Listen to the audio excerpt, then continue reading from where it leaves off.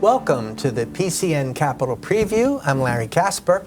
The Pennsylvania state budget is our topic today. Join our discussion by calling us at 1-877-PA65001 or text us at 717-219-4001. We'll also take your questions from PCN's Facebook page submitted earlier today. First, we're joined by Evan Robinson-Johnson, technology reporter for the Pittsburgh Post-Gazette. Welcome, Evan. You filed a report about the governor taking a position on artificial intelligence. First, give us an everyday example of how AI is making an impact on how we live. Absolutely, and good to be here. Good morning. Thanks for having us. AI is a tool that anyone can access now through some of the free open source tools. You basically put in a prompt, ask the AI, the artificial intelligence, whatever you might want it to do for you. And using the current language models, it can spit you out paragraphs. It can write you a poem. Anything that could be written by hand now can be written by the computer.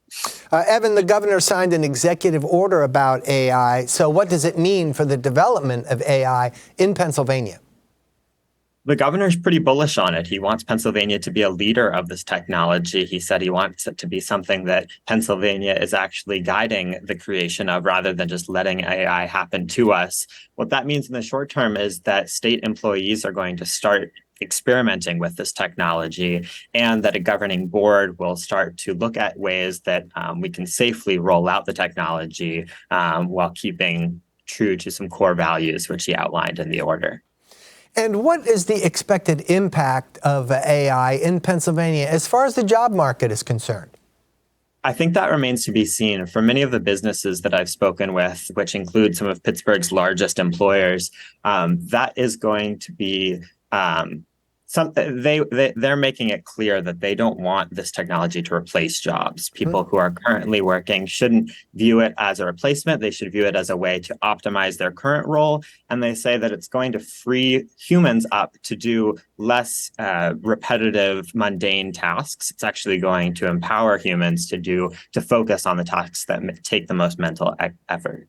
Evan, I think most of us are aware of dystopian scenarios involving AI. So tell me, what's the potential for the misuse of AI? What are they trying to be cautious about? Yeah, I think they're trying to be cautious of a way that some of the weaknesses of the current models could be exploited or just misunderstood. Currently, if you try out like a ChatGPT tool, it won't give you the source for what it generates, and it won't necessarily tell you if it's wrong. But it's worth noting that these tools are still limited in what they can do, right? When they can write you a poem or an essay, that's still a relatively limited use case. As the technology finds its way into other online digital tools and out into the real world, then we start to see some of those risks amplify. How can the governor make sure he's wearing the white hat when it comes to working with AI? I think just by being educated. One of the things that he mentioned when he came to Carnegie Mellon was that government comes to places like the university to learn, and there is a lot of expertise at the university and elsewhere in the field. And I know that's a goal for the governance board. They're going to have subject matter experts come in and tell them, their understanding. This tool is changing rapidly, and so just staying abreast of that information is going to be key. Evan, you filed a report about a company called Problem Solutions Company, and what do they have to do that's connected with AI? A few different things. They are a consultant firm, but also technologists. And so they are already putting it to use in tools that they've developed for the military, for the U.S. Air Force specifically. And on the consultancy side, just helping existing companies find ways to optimize their operations with AI. And how are things going in general, Evan, for AI in the tech sector of Pittsburgh? I think people are really excited about how it can improve their operations, open up new business streams.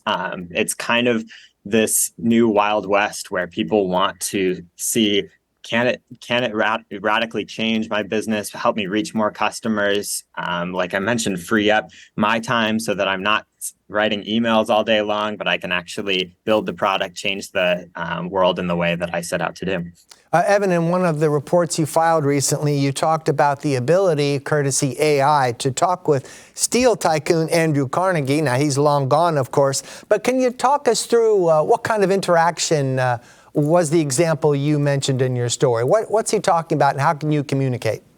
Absolutely. I mean, it was pretty surreal. I've never gotten to meet him. I'm pretty young, but he was lifelike. He was large on a flat screen TV, and we asked him about the bridges. Pittsburgh's known as Bridge City, right? So he had the facts top of mind and ready to go. And I gotta say, he had a certain candor to him too. As soon as he popped up, he said, fancy seeing you all here.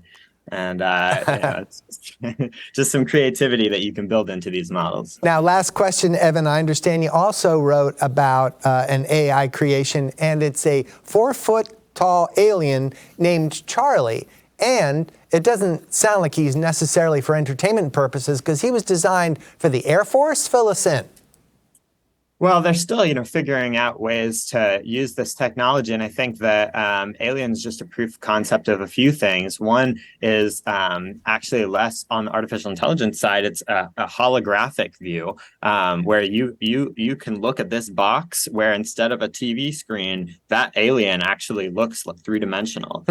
So it can also follow your perspective. So we had a room full of about 50 different technologists, and it looked like it was making eye contact with every single one of us. That's eye tracking technology. That's a whole bunch of technology all going into one new tool. Definitely a demonstration of how quickly this things are changing. Evan Robinson Johnson, technology reporter for the Pittsburgh Post-Gazette. Thank you very much.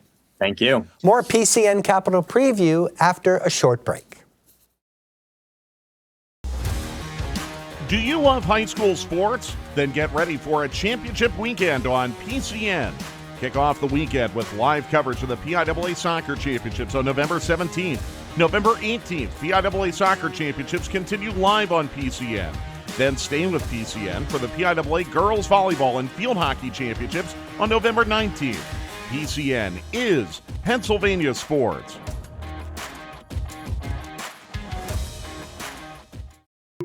Nobody covers state politics like PCN. Our nonpartisan coverage shows the whole event as it happens, without an agenda.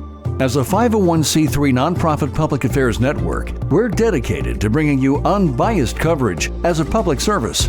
If you're tired of negative politics and mudslinging ads and want to continue to see the whole story, donate to PCN today.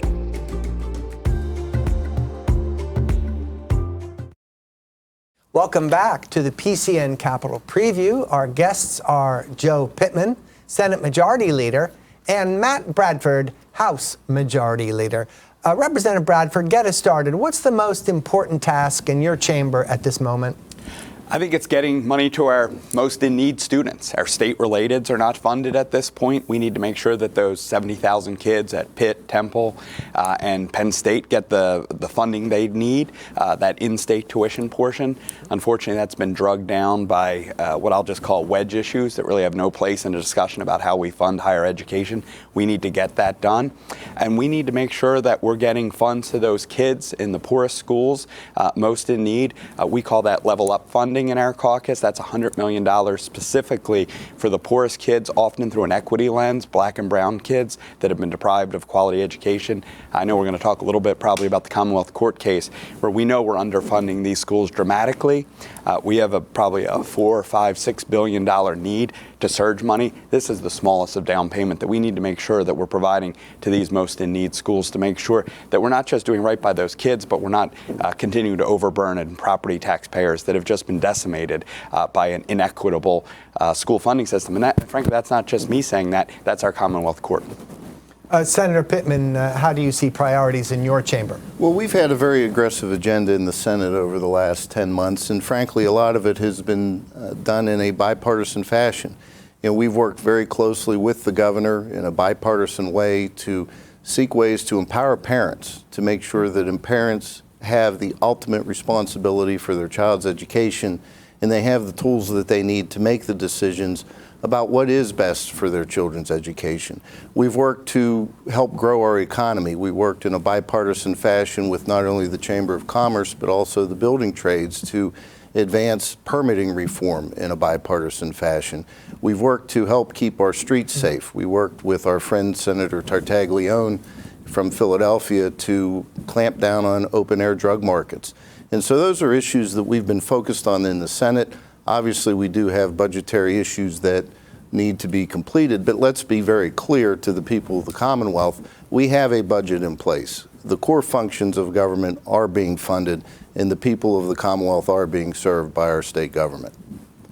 Well, gentlemen, in spite of that report, Senator, Spotlight PA reports after a 3-month delay, there's no progress on the state budget. That's what they said. So what's been accomplished specifically by your chamber since the deadline? We know the governor signed the budget, but we're not assured that all the funds are flowing yet.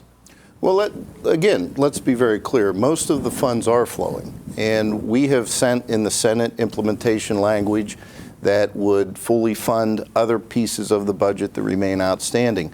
A couple of the areas that we've been focused on, for example, is driving dollars to emergency medical service providers. We voted to increase the Medicaid reimbursement to those services, specifically to try to help our EMS network throughout the Commonwealth.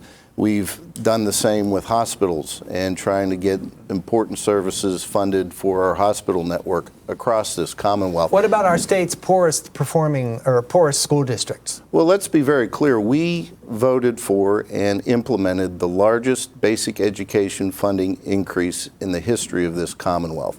And I would point out just 2 weeks ago, we sent, by a vote of 50-0, unanimously, a school safety and a mental health safety bill to the House of Representatives that invests $100 million in mental health services in our school districts. And we streamlined school safety programs and initiatives to make sure that our students have a safe place to learn and grow. Representative Bradford. I want to begin actually by agreeing with the senator. I think he's right to point out we do have a budget in place.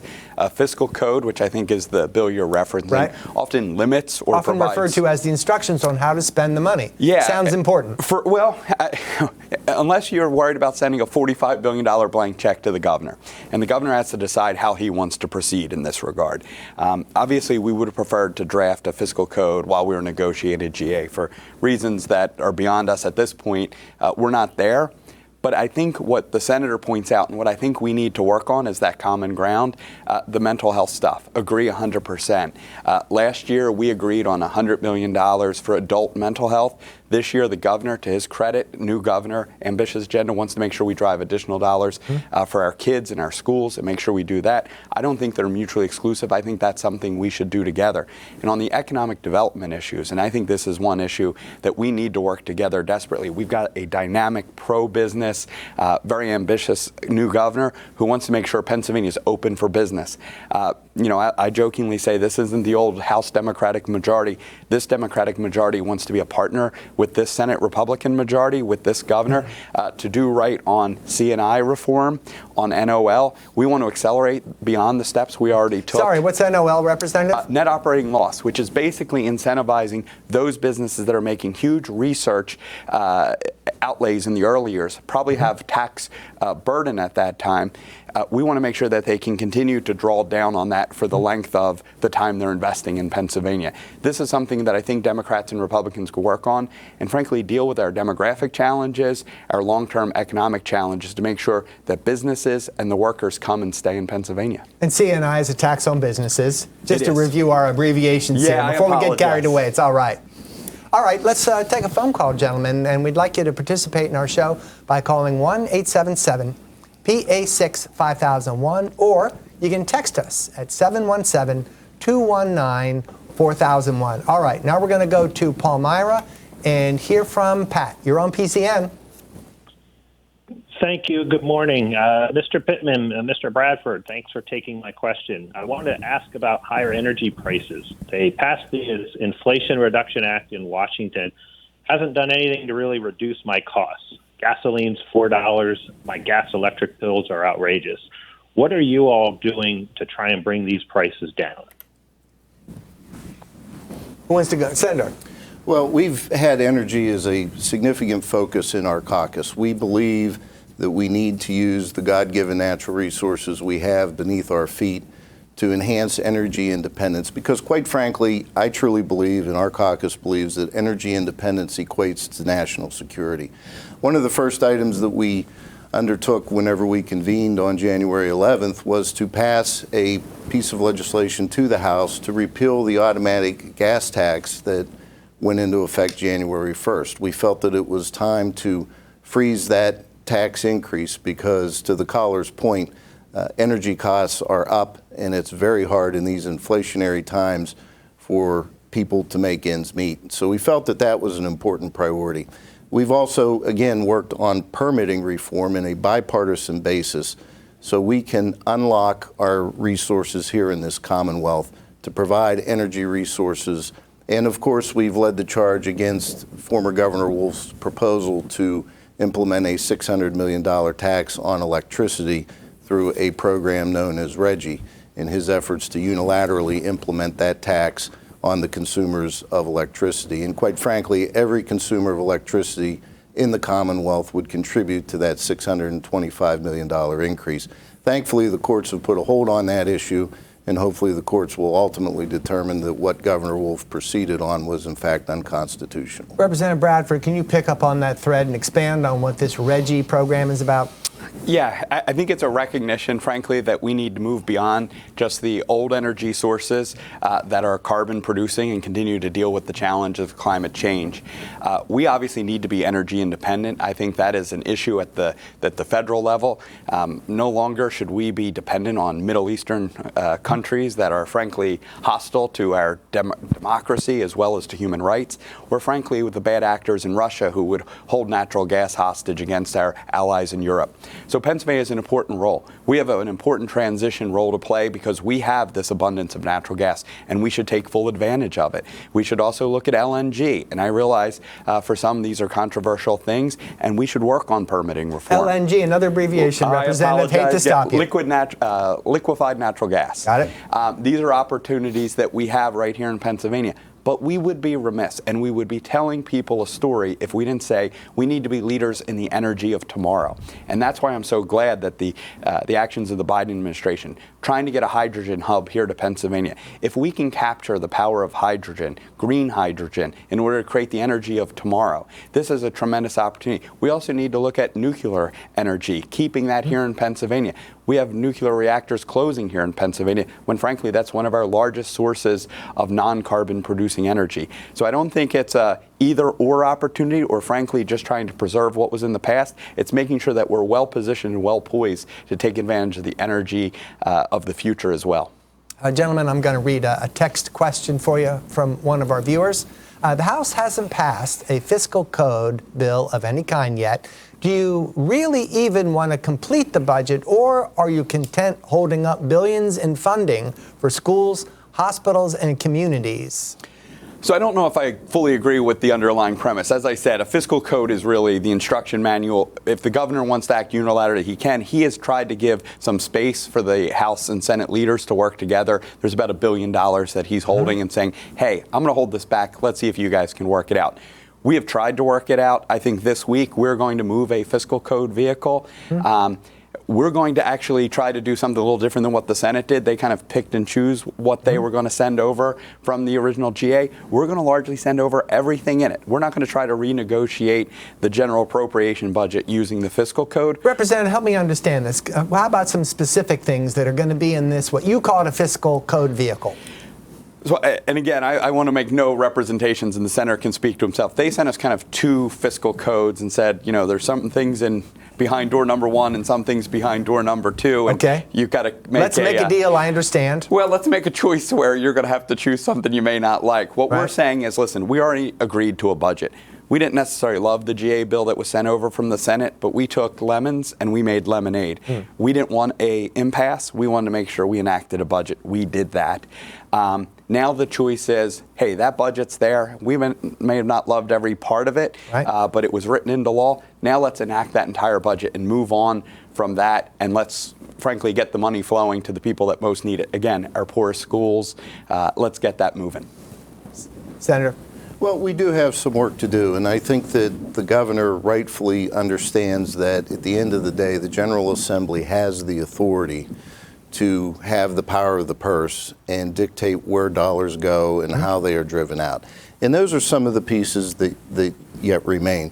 But let's be real honest here. We have a fundamental disagreement because our caucus and the governor came together in a bipartisan fashion to empower parents when it comes to choosing the future of their children's education. And right now, frankly, the governor and his party in the House just don't agree on that issue.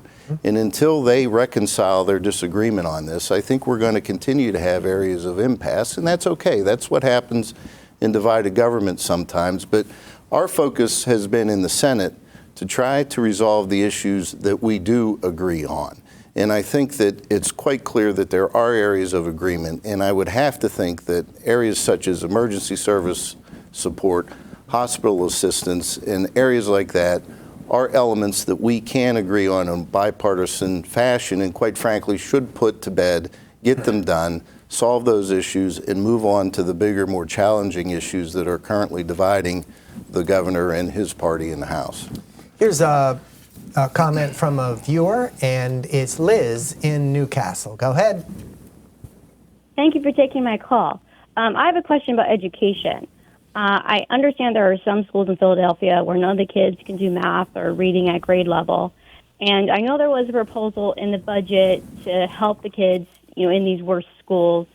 And then I saw North Carolina did something like this too. And correct me if I'm wrong, but I think they're divided government too. So how long are we going to have to wait before we have some relief for the kids in Philadelphia? What are both of your caucuses doing to make sure that these kids have an escape? So I can tell you right now as we speak, the Basic Education Funding Commission is meeting to talk about the inequities that continue to plague schools like Philadelphia. I'm in Montgomery County. I'm literally a 15-minute ride from the city schools in Philadelphia. And by the way, it's not just the city of Philadelphia. There are pockets of schools across this Commonwealth that are inequitably funded, under resources. And this is not a new issue. This is not a Democratic or Republican issue. These solutions plague us, but we all recognize that when we have such inequitable funding, when we have such huge challenges in certain districts, and then we fund them at the lowest level, how do we say with a clean conscience after the Commonwealth Court case that we're just going to live with this? We need to address that in this budget. Now, I believe the caller brings up the issue of school vouchers, which is the idea that we're going to let private schools, religious schools, whether they're Jewish schools, Muslim schools, be paid for by private tax dollars. And again, they're not going to take a cross-section of the kids in these most challenged schools. They're going to be able to cherry-pick certain kids. Listen, I believe that we need to make sure we address the problem for every child in that school. If we ever get into the parachute business where we say, listen, this plane's going to crash regardless, and we're just going to try to pick off one or two, then we have said we are just throwing in the white flag on our public schools. I believe in public education. I will always believe in public education. I believe it brings us together as a people. But I also am open, and I'm always going to willing to talk to this governor about the idea of looking at alternatives while we address these long-term challenges that have plagued us. But it would be wrong to act like we can assuage our guilt for what has been done to these schools and perpetrated to these communities for literally decades. In many cases, the worst of the most racist, redlining type policies that have punished these schools, and then say that we're going to somehow have clean hands and not address the $4 to $6 billion challenge that the Commonwealth Court has already raised. We have an obligation to every child in every one of these schools, and that's what we need to do. Senator, the representative went through the door that you opened a couple minutes ago and talked about school vouchers in particular, and we know that debate flared up again back in August, and it seemed to derail budget negotiations. And briefly, what happened to the idea of school vouchers, and do you expect that to come back? Well, I think it absolutely will come back because we stand with the governor on this issue. And the governor made it very clear that when we would seek to empower parents, the resources that we would provide to empower those parents would not come at the expense of public education by one dime. And we fulfilled that commitment. We fulfilled that commitment because we put a historic increase of basic education funding. We increased special education funding. We put in dollars for school facilities programs. We have met a significant investment in public education. And frankly, our caucus embraces all forms of education because we fundamentally believe in empowering parents to make decisions that are best for their children. And let's talk just a minute about the Commonwealth Court ruling. The Commonwealth Court ruling said that it's up to the governor and the General Assembly to determine how to fund education. And we have 500 school districts in this Commonwealth, and they all have their own different definition of what is fair. The other thing that the Commonwealth Court ruling indicated was that we can provide opportunities to children without necessarily funding mechanisms. So in other words, the Commonwealth Court ruling made it clear that there are other ways to provide educational opportunities to students that go beyond just more money. And that, I think, is a broader focus that we need to pay more attention to than we have. Now, it's worth noting in the context of this discussion, the governor's position on school vouchers, and he said he won't take a dollar away from public schools in order to fund a school voucher program. So it sounds like another source of funding is inevitable given that position. And we have said we're open to, I actually wrote Senator Pittman a letter during the time of the budget negotiation saying we will look at the governor's idea about how we do both. Listen, I don't love vouchers. I'm very clear. I don't believe taxpayers in Indiana County or Montgomery County should be sending money to direct taxpayer money to religious schools, schools that discriminate, schools that may have values that are very different than what we share. I just think that's a mistake, and especially if these schools are allowed to cherry pick what kids they're going to take. I just think that sends us in a very wrong direction, and I have nothing but the greatest respect for the governor, but we have a very honest disagreement on some of those issues. Now, having said that, if you want to talk about another funding mechanism to deal with the $4, $5, $6 billion that we need to be investing in our public schools, to deal with the legacy challenges of decades of underfunding, facilities that are a mess, if you want to talk about that at the same time say we want to do these private school vouchers, listen, we are a humble 102. We realize the governor's in a different place. We respect that the Senate has a Republican majority. This is a discussion we are willing to have. It is not, we don't pull away from the table and say we can't talk about that. We want to talk about every one of these issues because we think every one of these kids is too important not to have the conversation. To talk about millions and billions of dollars often is lost on us. It can be an abstract concept, let's say. So let me try to narrow my question to this. How much money could an eligible student receive? I understand there's a range of how many thousands of dollars they could receive as a voucher. Is that in any new iteration of this idea? Well, we put forward what is called the PASS initiative, the Pennsylvania Award for Student Success. And in that initiative, we invested $100 million of additional resources to go to giving parents and families of certain income levels in certain school districts the opportunity to receive additional sources of revenue to make a choice for their children's education. And that's the package we put together. That is the package that we came to an agreement with on the governor. I think as Leader Bradford indicates, we too are open to other ideas on what it takes to empower parents. But our fundamental belief is that we have to empower parents. And whatever 102 votes can muster in the House of Representatives on that issue, we would certainly entertain what that would look like depending on what they can support. All right, gentlemen, thank you. I'm going to give you a break just for a minute while we look at PCN's programming schedule. Pennsylvania has a general election in November, and On the Issues has candidates for you to meet. Tomorrow at 6 p.m., Carolyn Carluccio tells us about her campaign for Pennsylvania's Supreme Court. Then at 6:30 p.m., Joe Rockey tells us why he wants to be the next Allegheny County executive. That's tomorrow beginning at 6 p.m. This week on Journalists Roundtable, we're joined by Stephen Caruso from Spotlight PA, Steve Ulrich from Politics PA, and J.D. Prose from Penn Live. That's on Thursday at 6 p.m. During the month of October, PCN celebrates the 75th anniversary of cable television. Join us for interviews and panel discussions with the pioneers of cable TV. That's on Sundays at 8 p.m. with repeats on Thursdays at 7 p.m. The public affairs coverage you watch on PCN TV is now free on the internet. Go to PCNTV.com and check out our streaming service at PCN Select.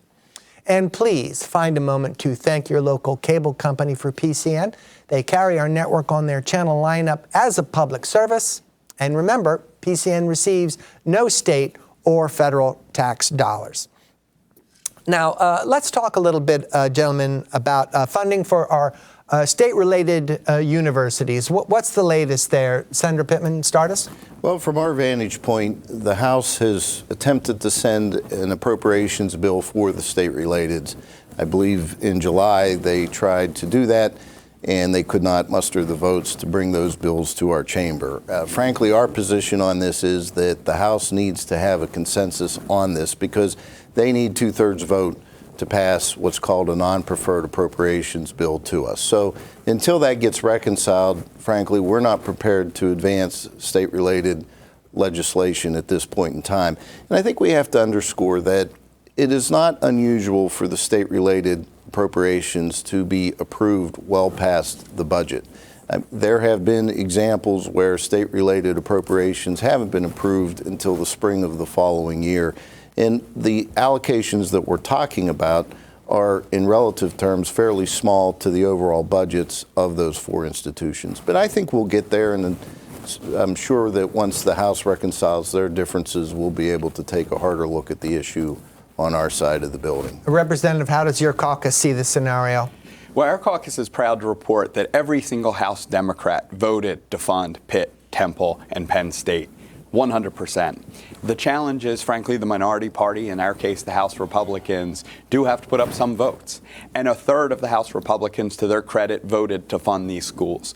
But there is a hardcore dead-ender group that is more worried about divisive fiscal politics, abortion politics, fetal tissue, different types of gender care that's provided at the health systems that's related to these universities. They want to go down and talk about these type of things that, we can have those discussions. We shouldn't be using the children in those schools as the wedge issue for that. We can do better. We need to fund that. We're going to look at alternative ways to get funding over to the Senate to hope that the Senate can move very quickly. We've talked about other ideas that, frankly, House and Senate Republicans, when they were in the majority, had to look at because, frankly, this issue of getting two-thirds support for a non-preferred appropriation has become much more difficult. So we're going to look at alternative ways to get funding to these kids. We need to do that without delay. We're hoping to move on something this week to do that very thing. Gentlemen, I'd like to go back to the RGGI concept, which is RGGI, Regional Greenhouse Gas Initiative. And that has to do with companies, in effect, paying for their greenhouse gas emissions. And that case went to court, didn't it? And is it still in court? Yeah. It is. It's still in court. Both the Commonwealth Court and the Supreme Court have. And what's the issue before the court? Well, the issue before the court essentially is constitutionality. The prior administration unilaterally promulgated rules and regulations to enter us into the RGGI Compact, number one, and to impose a tax on the generation of electricity from carbon-emitting power plants. Mm-hmm. And so the fundamental issues are the ability to have us unilaterally join such a compact and to impose a tax without legislative authority is what's in dispute. And we have long fought against this. I've been very disappointed in Governor Wolf's approach to this. We've spent 4 years dealing with this through a regulatory battle and now a legal battle. And we've lost significant opportunity, frankly, to have an honest conversation about energy resources. We are the largest exporter of electricity in this nation. It's an awesome economic generator for our Commonwealth. And yes, the energy market evolves, and it continues to evolve, and we need to embrace that. A big reason for the evolution is the advent of the Marcellus Shale and bringing that natural gas to market and using that to produce energy, frankly, more efficiently and cleanly than ever before. So I think I'm going to agree, actually, with the senator that doing this through a regulatory framework was not perfect. But the reality is our legislature was not willing or able to come to any consensus on how to deal with the climate challenge. Governor Wolf felt like this was the best path forward. I would hope, now that we have a governor who's clearly said he's willing to have a discussion about how to proceed, and I know Senator Pittman cares deeply about this. Coal plants are closing on their own because of the simple market forces that are out there. Unfortunately, I know Representative Struzzi in our chamber speaks passionately about the Homer City closing. I understand that. That is happening, frankly, because of Chinese coal, because of things that are going on in the world already.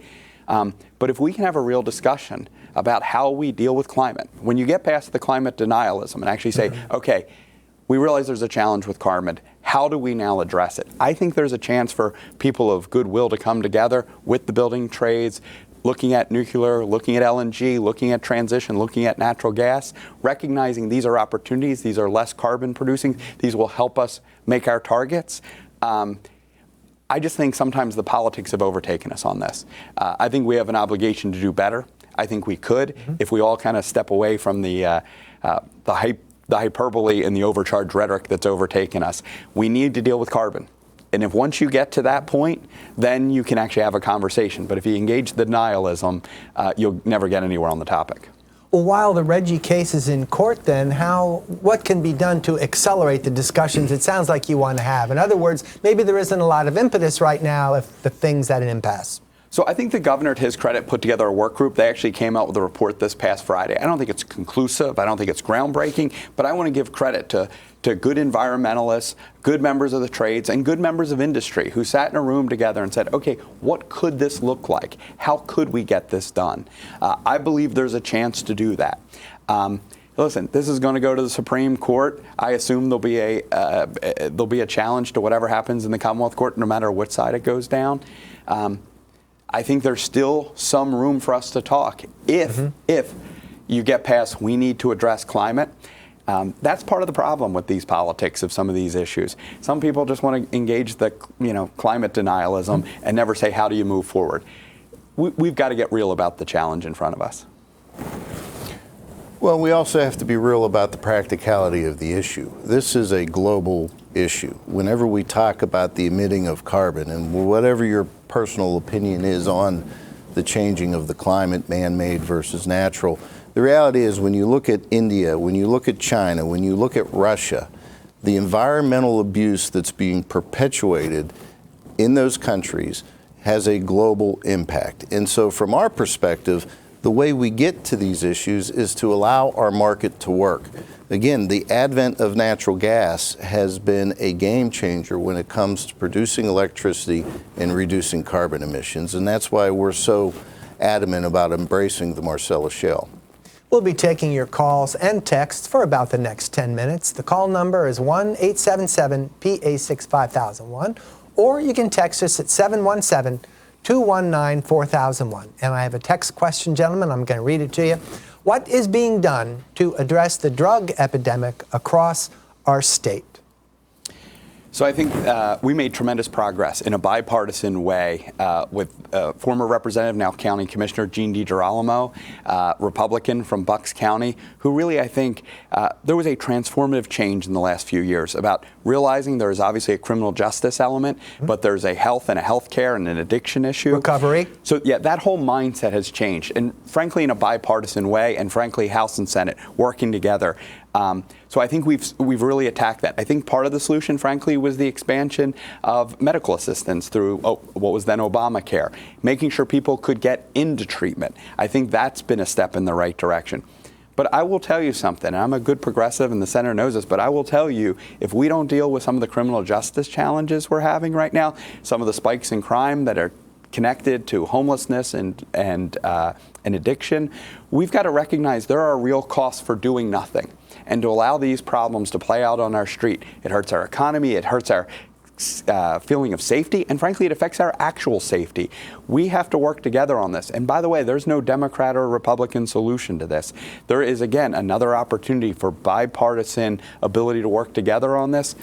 we've come a long way on the issues of addiction. We need to make sure that we're funding these issues. We need to look at mental health in the same way. We've done a lot. We can do more. Senator, you heard the representative. What is the cost of doing nothing? Well, we absolutely agree. This is a bipartisan issue. It's an issue that we have worked to address in the Senate in many ways. For example, I mentioned earlier that we worked with Senator Tartaglione from Philadelphia to send legislation to the House to stop open-air drug markets. We did that in a bipartisan fashion with, I believe, 35 votes. Democrats and Republicans in the Senate came together to address that issue. Just yesterday, we again, in a bipartisan fashion, sent increased penalties for fentanyl dealers in a large bipartisan vote. We understand the need for the mental health issues and the dynamics there and for the treatment efforts and the protocols, but we have worked very diligently in the Senate to try to advance such issues where, as Leader Bradford indicated, we cannot allow lawlessness to occur. And that's a lot of what we're seeing happening, particularly in the city of Philadelphia, and it has to stop. Here's another text question from a viewer. Reads as follows. What is being done to prevent abuse to welfare? So I'm sorry, Senator, you want to go? Go ahead. I apologize. So one of the things we need to do is deal with the False Claims Act.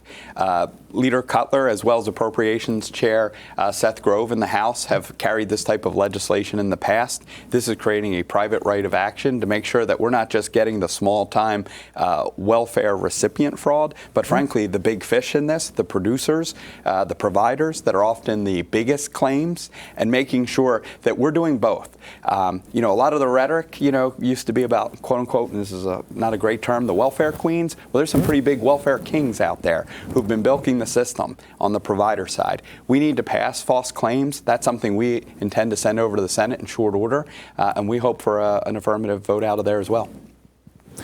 Senator Argyle has been a leader on this issue for us in the Senate. We sent public assistance reform bills to the House several months ago because we do believe there has to be accountability in these programs. And let's also be very clear that whenever we talk about accountability in public assistance programs, we're talking about trying to give individuals a hand up to promote themselves, to become more productive citizens, to get through whatever difficult times they need to get through. But whenever you look at our labor market and how tight our labor market is, it is a call to action to have able-bodied individuals get into our workforce, to be engaged in our workforce, and frankly become productive members of our society. Let's talk about something that's not directly the budget, but it has to do with minimum wage. And the governor, of course, has sounded his call on repeated occasions for that. Now, the news is KDKA reports that House Speaker Joanna McClinton predicts action on raising the state's minimum wage. And you fellas would know, so what do you think? I hope she's right. It's way past due. Listen, I make a joke about it, but I got to tell you, if you think it's moral or just appropriate to pay someone $7.25 an hour, someone who goes to work every day and has to provide for their kids, their family, you talked about a hand up. The best way to encourage people to provide for themselves is to get that job. And we want to make sure everyone has that ability to get that type of job. Mm-hmm. But a minimum wage that doesn't provide people that ability is frankly inexcusable. The fact that we're still just a handful of states that allow a $7.25 an hour wage. We passed a bill to get to a path to 15. We think that should have passed some time ago. Mm-hmm. Frankly, several sessions ago. We're far behind. This is something we can do. I grew up in the days of Ronald Reagan and Jack Kemp, Republicans who talked about the dignity of work. We need to make sure that we encourage people to go to work, and when they go to work, they can provide for themselves and their family. Any activity in your chamber possible? We've expressed an openness, Larry, to increasing the minimum wage. I've said that to Leader Bradford in private. I've said it to him in public. What I will also say is that $15 an hour is just not practical.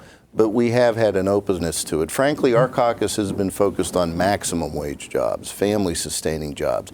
I don't think anybody can suggest that the minimum wage, whether it's $7.25 an hour or $15 an hour, is a family-sustaining wage. And so that's why when we look at things such as permitting reform, issues that allow us to unlock capital investment in this Commonwealth to create jobs that have a family-sustaining wage, That's the key. And I think one of the other issues that we have lost a little bit of context with on the minimum wage is the impact that it has on service groups and nonprofits.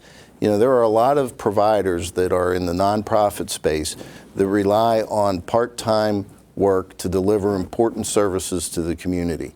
And whenever you increase their wage demand, then you increase their need to either reduce services or find new sources of revenue to fund their programs. So I do think we have to be sensitive to the context of what it means to have a job that pays a minimum wage versus what it means to have a job that is a family-sustaining wage job.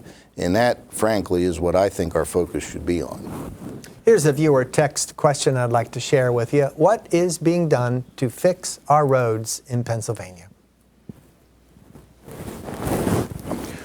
Well, this has been an area, I think, of good bipartisan support, quite frankly. We worked collaboratively with the governor and with the House to continue to get the state police funding out of what's called the Motor License Fund.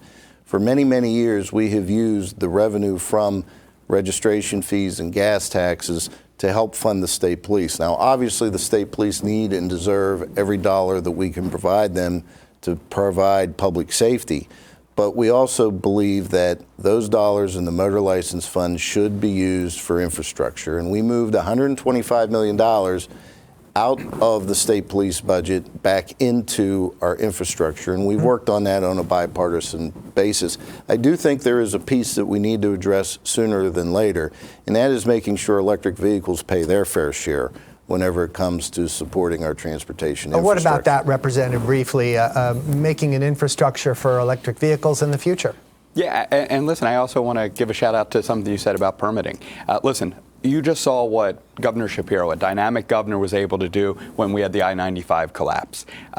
He cut through red tape. He made that happen. That's proof that government can work. It reaffirms our faith in it, though sometimes we question it. I think we're also fortunate right now because of the money that's frankly coming in from the federal infrastructure dollars. We're seeing real things happening.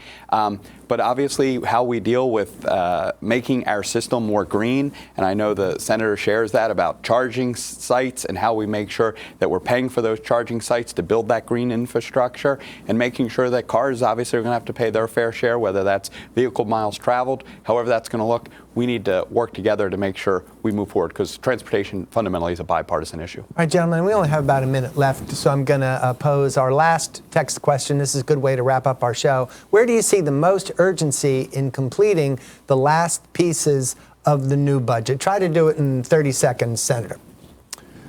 From my vantage point, dealing with the issues such as emergency medical services, hospital funding, nursing home funding, those are the most critical pieces that we have to address sooner than later. Representative. So we're going to make good on that. We're going to do all of what the senator asked, and we're going to do more. We're going to make sure we enact the entire GA budget that we agreed to in short order, hopefully as soon as this week. Our guests have been Joe Pittman, Senate Majority Leader, and Matt Bradford, House Majority Leader. Thank you both. PCN's John Cole talked to Representative Jim Struzzi about his bill that addresses the substitute teacher shortage in Pennsylvania.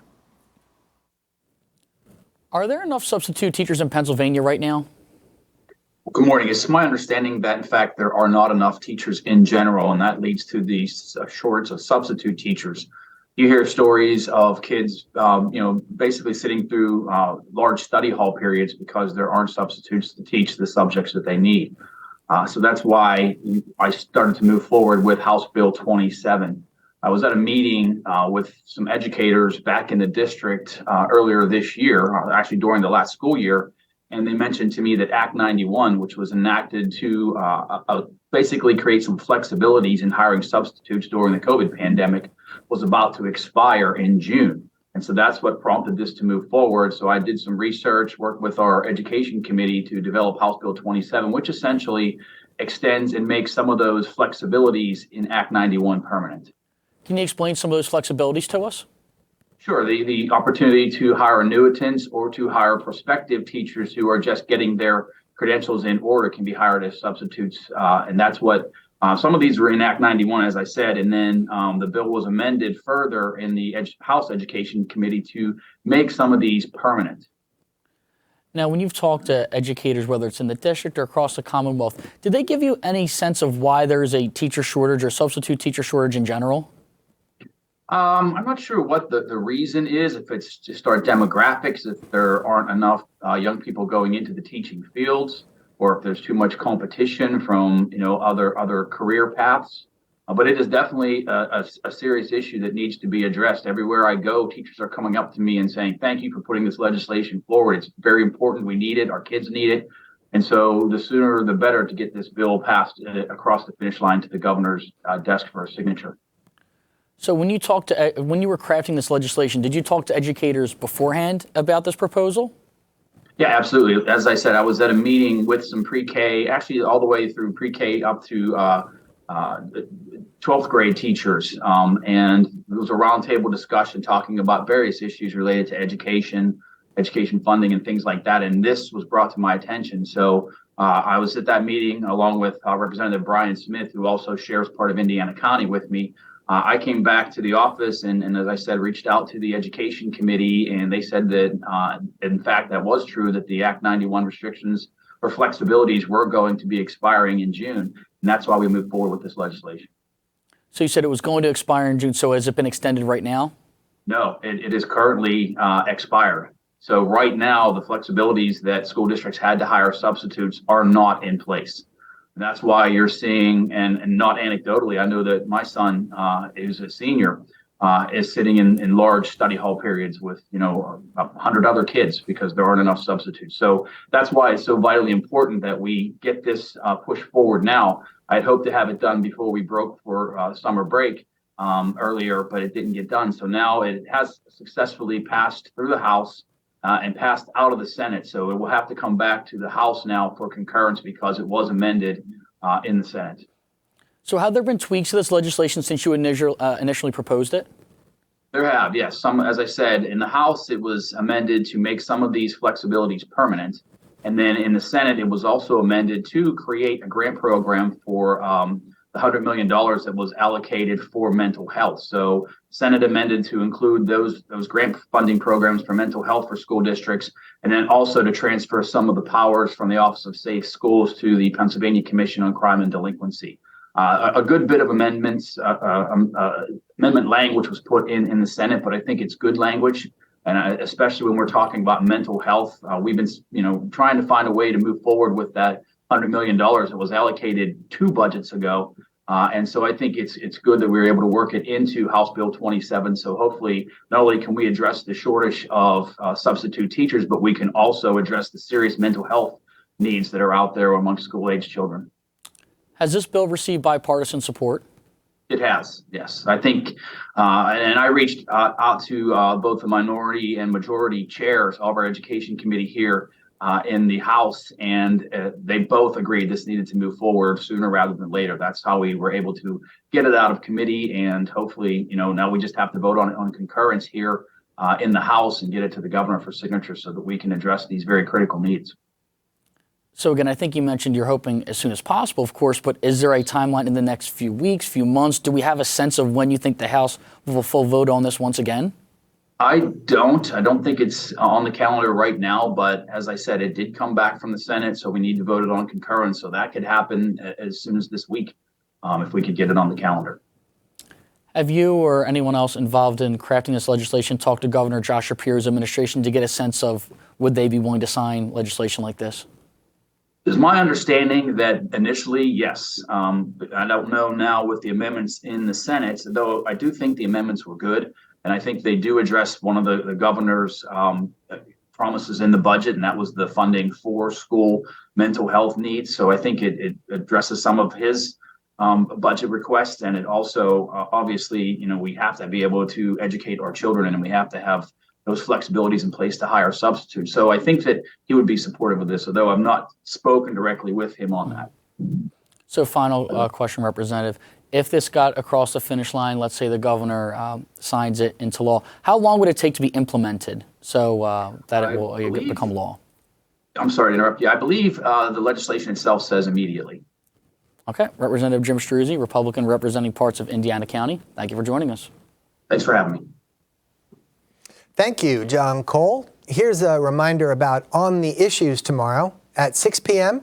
Carolyn Carluccio tells us about her campaign for Pennsylvania's Supreme Court. Then at 6:30 p.m., Joe Rockey tells us why he wants to be the next Allegheny County executive. That's tomorrow beginning at 6 p.m. That's it for Capitol Preview. I'm Larry Kasper. Thanks for watching.